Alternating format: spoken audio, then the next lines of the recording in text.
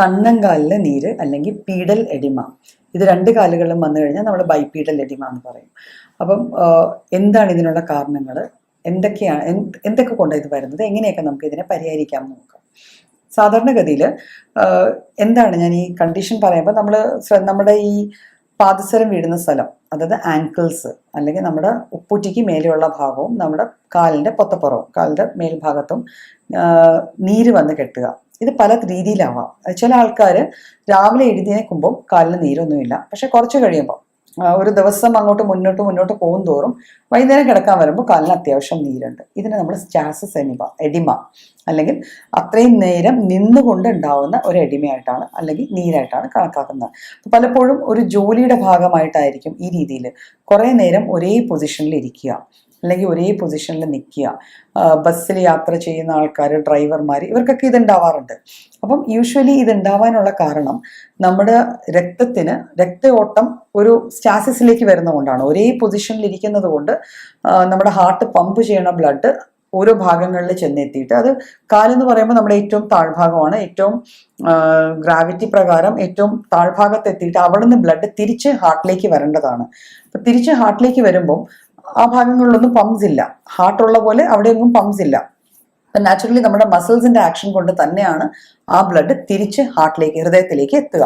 അപ്പം ഈ മസിൽസിന്റെ ആക്ഷൻ ഒരേ രീതിയിൽ, മസിൽ കുറേ നേരം ഒരേ പൊസിഷനിൽ ഇരിക്കുവാണ് അല്ലെങ്കിൽ ഒരേ രീതിയിൽ നിൽക്കുവാണ്. ഇങ്ങനെ വരുമ്പോൾ മസിൽസിന്റെ ആക്ഷൻ കുറയും, മസിലിന്റെ വാൽവ്സിന്റെ ആക്ടിവിറ്റി കുറഞ്ഞിട്ട് ഈ ബ്ലഡ് അവിടെ തന്നെ കുറച്ചു നേരം തങ്ങി നിൽക്കാനുള്ള ചാൻസ് ഉണ്ട്. അതിനെയാണ് നമ്മൾ യൂഷ്വലി സ്റ്റാസിസ് എഡിമ അല്ലെങ്കിൽ കണ്ണങ്കല്ലിൽ നീര് വരിക എന്ന് പറയാറ്. പിന്നെ അല്ലാത്ത പക്ഷവും അങ്ങനെ വരാറുണ്ട്. അതായത് അവിടെ കുറച്ചുകൂടെ അലാമിങ് സൈൻസ് ആണ്.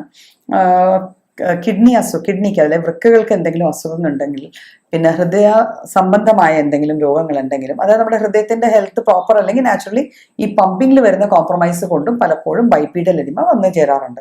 പക്ഷെ അങ്ങനെയുള്ള കേസസിൽ നമുക്കത് അറിയാൻ പറ്റുന്നത് യൂഷ്വലി രാവിലെ അവർ ഉണരുമ്പോഴും ചെറുതായിട്ട് ഒരു എഡിമ അവരുടെ കാലിൽ കാണും.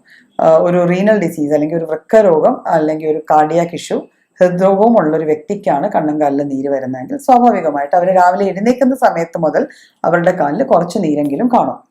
മുഖത്തും നീര് വരാനുള്ള ചാൻസസ് കാണുന്നുണ്ട്.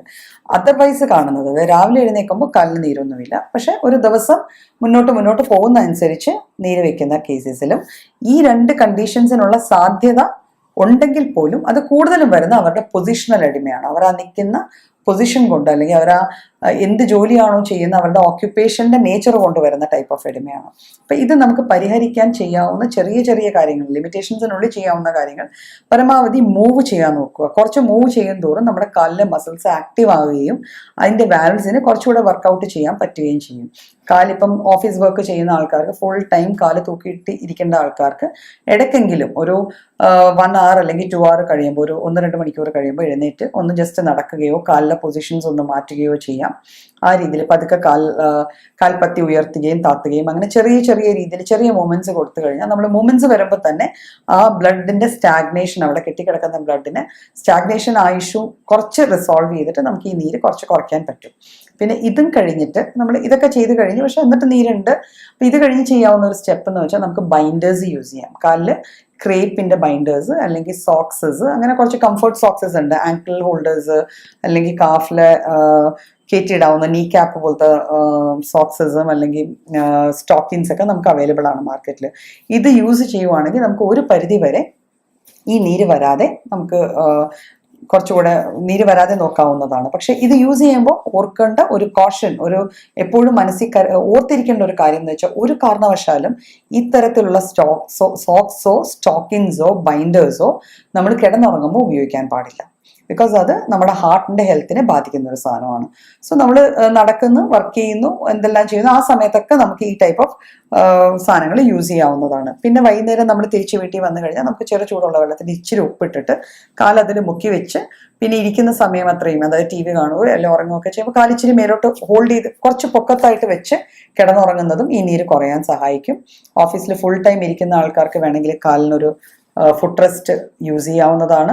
പിന്നെ ഇങ്ങനെ നീര് വരുന്ന ആൾക്കാർ പ്രത്യേകം ശ്രദ്ധിക്കണം. അവർ പാദരക്ഷകൾ അല്ലെങ്കിൽ ചെരുപ്പുകൾ സെലക്ട് ചെയ്യുമ്പോൾ അതൊരിക്കലും ഈ രീതിയിൽ നീര് വരുന്ന സാഹചര്യത്തെ കൂട്ടുന്ന രീതിയിലുള്ളതായിരിക്കരുത്. അതായത് ഭയങ്കരമായിട്ട് ഹൈ ഹീൽഡ് ആയിട്ടുള്ളത് അല്ലെങ്കിൽ ടോട്ടലി ഫ്ലാറ്റ് ഹീൽഡ്, ഈ ടൈപ്പ് ഓഫ് ചെരുപ്പുകൾ സെലക്ട് ചെയ്യാണ്ടിരിക്കുക.